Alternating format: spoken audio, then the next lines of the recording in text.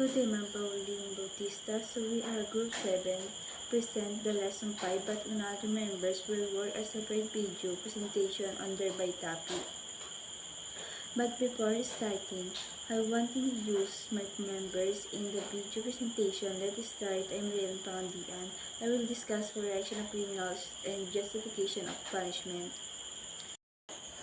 Sir Dagon Ivan, he will discuss what is penology and rehabilitation program and executive clemencies.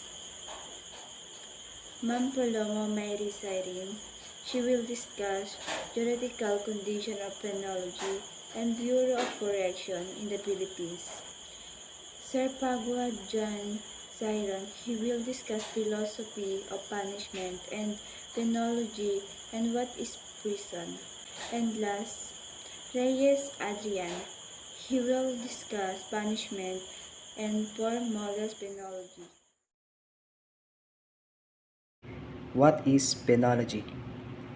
Penology is a concern with the control and prevention of crime and the treatment of criminals or convicts. It is the study of the punishment of crimes and the rehabilitation of offenders. Within the criminal justice system, an example of penology in practice is when a person convicted of a nonviolent crime is sentenced to a rehabilitation program rather than prison time. Okay, next, who is penologist? Penologist is one who studies the science or art. Punishment, it is a person who specializes in the study or practice of penology, which involves the management of criminal offenders, their rehabilitation, and the study of punishment and corrections within the criminal justice system. My name is Jansay Rampagya from Main 1, Main 5. Philosophy of Punishment and Penology. There have been no limits to man's imagination and devising techniques of punishment. More ways to hurt people and inflict pain exist than ways to reward or encourage people. This may be due to a long-held societal belief, one that science has also played a part in that the best way to get someone to change is to inflict pain and suffering. In other words, society believes in punishment. In the early societies, punishment was always a collective responsibility. Everyone in the social group was required to part in the least public condemnation of the offender. As law and legal systems developed, societies became accustomed to letting formal authorities perform this function. Punishment then became a formal responsibility to be carried out by government professional specialists. Hi, I'm Adrian Reyes, and I will discuss the models of penology. The first model of penology is a retributive justice model called the of Hammurabi, circa 1700 BC, is often cited as the world's first legal code, specifying a substantial role for those whose job was to chop off hands or impale somebody on a stake. Under this code, an attempts way to enact sympathetic punishment or justice in the form of the following: life for life, tooth for tooth, foot for foot, wound for wound, eye for eye, hand for hand, burning for burning, and strike for strike. Basically, retributive is a legal punishment for a crime proportional and similar to its offense. Those who commit crimes, especially serious crimes, morally deserve to suffer the same punishment. And as you can see, in this model, what happens to the victim is equal to the punishment given to the offender. The first model, and as you can see, in this model, what happens to the victim is equal to the punishment given to the offender. And as you can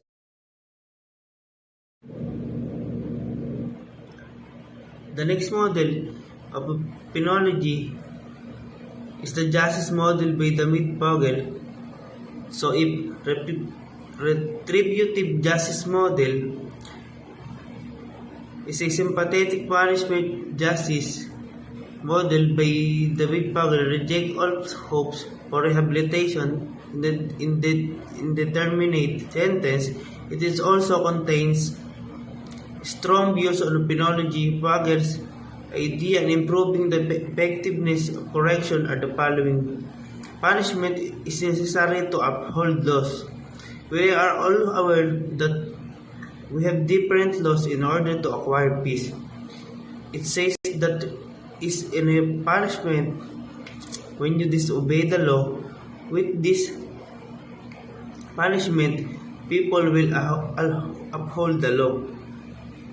Next is prisoners should be considered and treated as responsible for their action. No one else will be responsible with their action aside from the prisoner itself. There is justice employee discretion should be narrowed and controlled. And lastly, accountability ought to be on the offender, not the clientele. Public prisons ought to be accountable on how they demand accountability. Explanation for justice model by the So, ang pangatlo sa four models of penology is the utilitarian model. This model, as mentioned earlier, was conceptualized by Jeremy Bentham. Bentham is emphasized that punishment should exist, ensure a continuance of sociality, and to deter people from committing crimes. Of this, he offered the general specific kind of difference and proposed the type of prison system known as the panopticon design or panopticon prison or all-seeing eye prison. Utilitarianism believes that persons are punished not so much because they deserve it, but in other than other will not be inclined to do some of similar things. These beliefs make prison responsible for crime prevention as police and extended to be. Some basics in the principle of deterrence are punishment must be used to uphold sociality of all costs. Compassion should be created as means to an end. Justice employed out of to be hyper vigilant in crime. Detection the public out of immediately know about the penal sanction, and the creep of punishment may work as well as actual punishment. So let's proceed to number 4, redemption or restorative justice model. So this philosophy of punishments tend to be about faith-based, initiative, and or religious-based. Correctional intervention. Restorative justice approaches are sometimes called as communitarian justice or reintegrative justice or redemptive justice. The Catechism of Catholic Church provided the classic statement on redemption as the philosophy of punishment. It said that the primary effect of punishment is to redress disorder caused by offense. When this punishment is voluntarily accepted by the offender, its take on the value of expiation. Moreover, punishment has the effect of preserving the public order and the safety of person. Finally, punishment has a medical value. As far as possible, it should contribute to the correction of the offender. Not unless no one has yet created a criminological model which is lay out the path by which religious faith or belief affects law-abiding behavior, and all that is really known is that according to set of study known as the Florida Caplancy study. The more religious activity a prisoner attend, the fewer the number of misconduct reports he receive. So that's all for four models of penology. Correction of criminals. What is correction of criminals? Correction of criminals involves a range of strategies and intervention aimed at reducing criminals' behavior and helping individuals reintegrate into society. Here are some key approaches to correction. Number 1, rehabilitation. This approach focuses on addressing the underlying cause of criminal behavior and providing offenders with necessary tools and support to change their behavior. Rehabilitation program may be include counseling, therapy, vocational training, and educational program. Number 2, incarceration. In cases where the offender is serious or poses a threat to public safety, incarceration may be necessary. However, the aim of incarceration should not surely to be punishment but also provide opportunities for rehabilitation and reintegrate. Number 3, restorative justice. This approach emphasizes repairing the harm caused by the offense and promoting healing for both the victim and the offenders. It involves bearing together the victim, offenders, and community to discuss the harm, find solution, and promote accountability. Number 4, community-based program.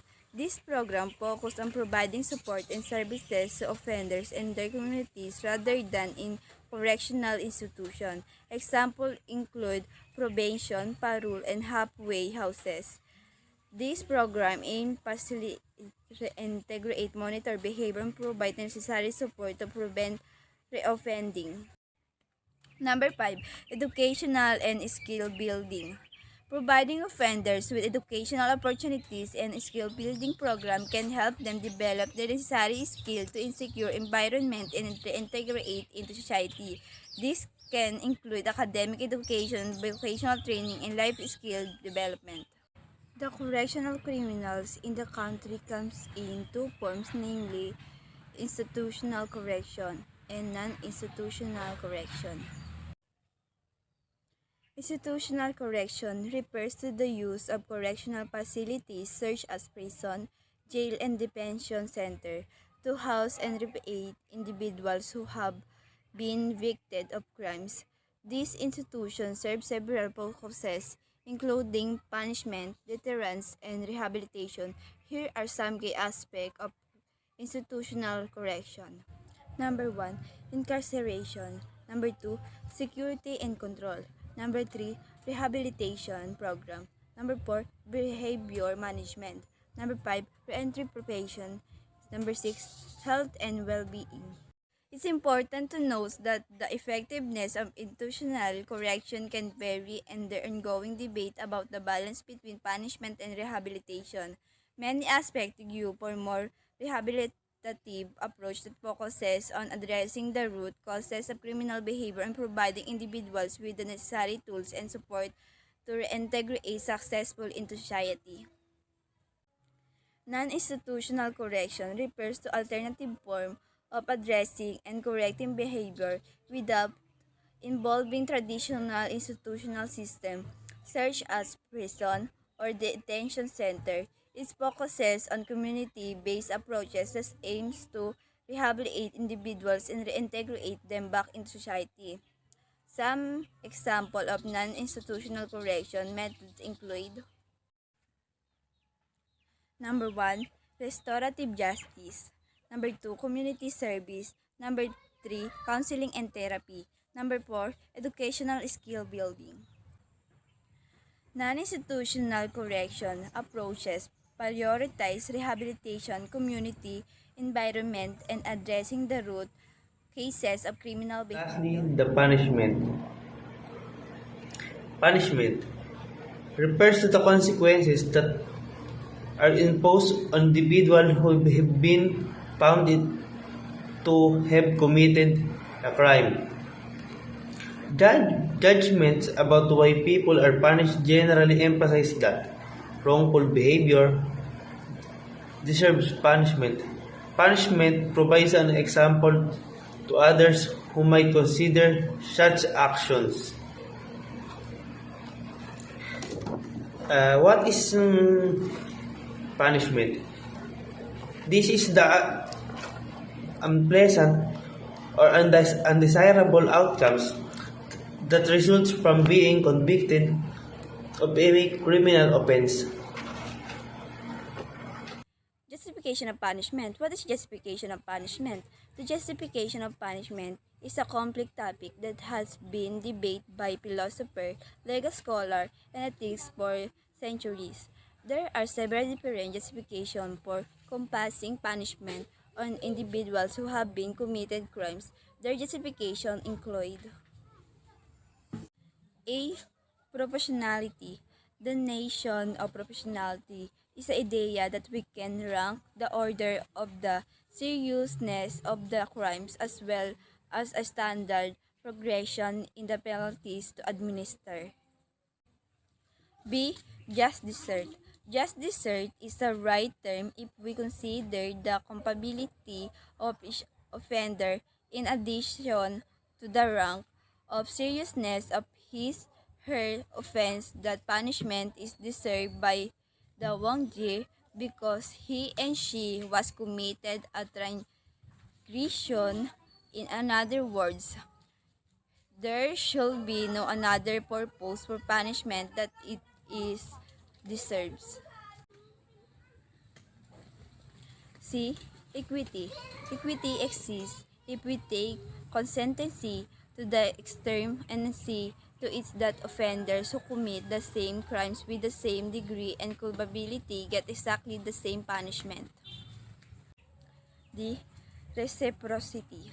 The reciprocity, if you look at the punishment as a natural part of the social order and feel satisfied, the offenders has been appropriately punishment. E. Retribution. Retribution is present if the offender happen to agree with the appropriateness of the punishment or at least accept some of show remorse of the upholding of human dignity through the moral acceptance of fair and just punishment. Juridical condition of penalty. So there's a 7 juridical condition of penalty. A. Must be productive of suffering but not desecrate the human personality. B. Must be proportionate to the crime in the sense of different penalties are prescribed for different crimes. C. Must be professional as it must be imposed only upon a criminal and no other. D. Must be legal as it must be consequence of a judgment according to law. E. Must be certain to that one cannot escape from it. F. Must be equal it the sentence that it applies to all persons regardless of circumstances. And D. Must be correctional. So that's all for juridical conditions of penalty. Prison, also known as penal penitentiary or correctional facility, is a place in which individuals are physically confined or interned, and usually deprived of range of personal freedoms. Prisons are conventional institutions which form part of the criminal justice system of country. Such as imprisonment or incarceration is a legal penalty that may be imposed by the state of the commission of crime. In popular parlance of many countries, the terms jail or gaol is considered synonymous with prison, although legally these are often distinct institutions. What is the purpose of prison? Today's imprisonment is no longer simply intended as an acute form of corporal punishment, but a method by which to work on person's mind as well as his body, through three distinct areas which includes punishment, deterrence, and rehabilitation. What is the responsibilities of prisons? Number 1, safekeeping of all times and maintaining and improving the welfare of all confined within it, and performs of these objectives with the maximum efficiency and economy. So Bureau of Correction or BUCOR, Department of Justice. The Bureau of Correction is an agency under Department of Justice that charged with custody, that is, those sentenced to serve a term of imprisonment of more than 3 years. So, what are the 7 correctional facilities under Bureau of Correction? So first, San Ramon Prison, originally established to house political prisoners and totally destroyed in 1899, was reconstructed in 1907 because it was felt necessary to provide a central penal institution in the southern part of archipelago for offenders coming from all non-Christian and Mohammed provinces. Number 2, Iwahig Prison and Penal Farm in Puerto Princesa is known as the prison without wall because even a violent convict here can work and live on this vast land with relative autonomy. This penal settlement. This penal settlement, which originally comprised an area of 22 acres, originally served an desperatory of prisoners who could not be accommodated at the beloved prison in Manila. Correctional Institution for Women. On November 27, 1929, the Correctional Institution for Women, or CIW, was created under Act No. 3579, while Davao Penal Colony in southern Mindanao was opened in 1932. Under Act of No. 3732, the CIW was founded to provide separate facilities for women offenders and no charter to their gender.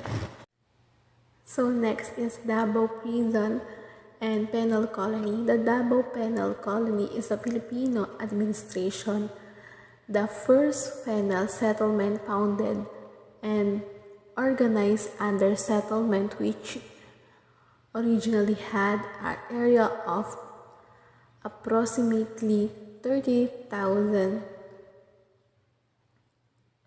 hectares in district of Panabo and Tagum, Davao del Norte was formerly. So the next is New Bilibid.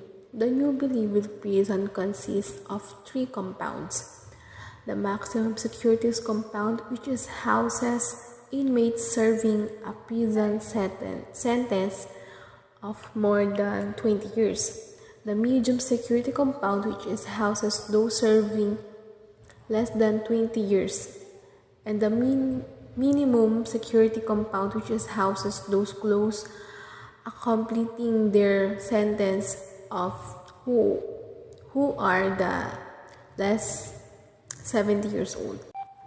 The next is Subliant Prison and Penal Farm, or SPPF. Is one of the 7 operating prisons under the Department of Justice in the Philippines. Unlike usually prison, the inmates residing in SPPF can roam around the area without much restriction instead of being locked in concrete structures behind the metal bar. And last is Leyte Regional Prison. The Leyte Regional Prison, or LRP, was created by virtue of PD No. 28 and was established on January 16, 1973. Under Presidential Decree No. 1101, Leyte Regional Prison, it is located in Barangay Mahagna, Labuyong, Leyte, some 66 kilometers from Labuyong town proper. The majority of the inmates in Leyte Regional Prison in the Philippines was 2.3 thousand to be exact, were reported to be locals as of November 2022. In construct, there were 8 foreign nationals detained in the Leyte Regional Prison. So that's all for Bureau of Correction, Bureau Court in the Philippines. The last topic is rehabilitation programs and executive clemencies. What is rehabilitation? Which means to restore to useful life, as through therapy and education, or to restore to good condition, operation, or capacity. Rehabilitation programs of prisoners can be carried out through the process of classification, custody, and control of prisoners. There are process of classifications. Classi- Classification is a method by which diagnosis treatment programs are coordinated in the individual case. There are three phases of the classification process. First is diagnosis. Certainly, here's a simple example of diagnosis: symptoms, rash, itching, and redness. B. Treatment planning. Here's a simple example of a treatment plan for a common condition. Diagnosis are strep throat. C. Execution of treatment programs. The execution of a treatment program refers to the practical implementation and adherence to the prescribed treatment planned by the patient. This is the rehabilitation programs in prison. A is the employment of prisoners, religious services, educational program, recreational program, library services, food services, health and medical services, and the last is counseling. What is the executive clemency? It is called virtual executive clemency because only the President of the Philippines has the power and authority to grant it. There are four executive clemencies. First is pardon. Pardon is the forgiveness of a crime and the penalty associated with it. And there are two kinds of pardon. A is absolute. Pardon, it is given without any condition attached. B is conditional pardon. It refers to the exemption of an individual within certain limits or conditions from the punishment, which the law conflicts for the committed offense, resulting in the partial extinction of criminal liability. And second of executive clemencies is amnesty.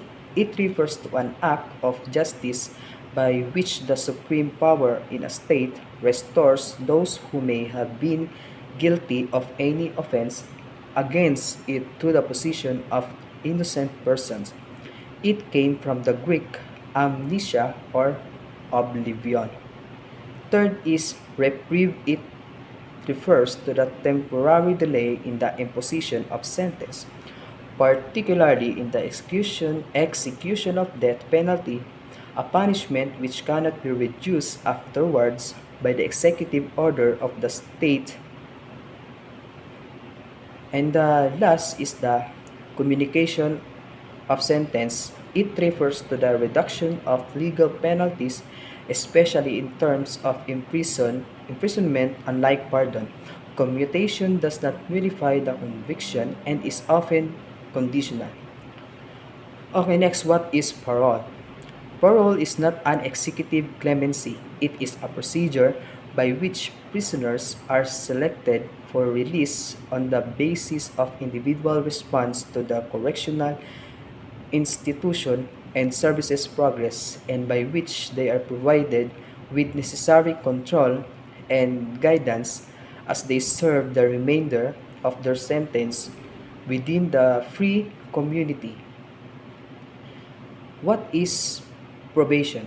Probation is a disposition of a case under which a defendant, after conviction and sentence, is released subject to conditions imposed by the court into supervision of the probation officer. Okay.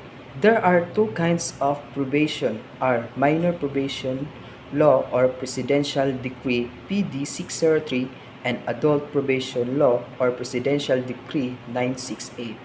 Okay, first is minor probation law is amended is otherwise known as the Child and Youth Welfare Code.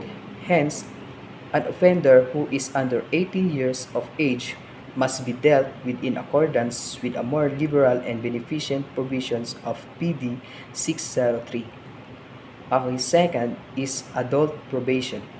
Probation law is otherwise known as adult probation law of 1976 was signed into law by President Ferdinand Marcos of the Philippines on July 24, 1976 that led to the creation of probation administration to administer the probation system.